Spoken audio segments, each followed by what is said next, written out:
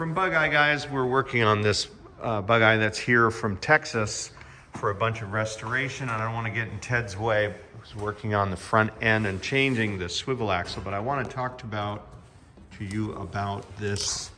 We're going up. About this windshield frame, because this is something we've seen on other cars where this gap closes down here.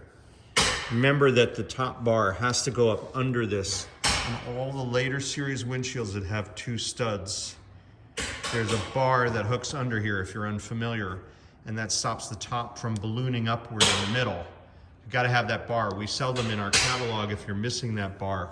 But once you got the top with the bar, you need this gap, and there isn't one here. So what we're going to do is take out this windshield, straighten the radius of this, or increase the radius slightly, because this has been pulled over the years aft and flattened. So we'll re-radius this upper portion, and we'll also change this gasket around the perimeter. He's got a couple little chips. There's one right there.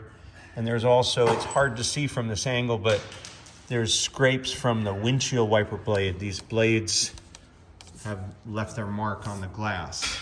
So new glass, straightened frame, new glazing rubber, new windshield to body gasket, and that will fix all of these problems at once. If you're interested in a top from our catalog or a bikini top, this is an important issue that you'll need to make certain you have that gap. You can see here that you might be able to see where my thumb is. The glass is actually well forward, about a ½ inch of its normal location, and that's part of the problem.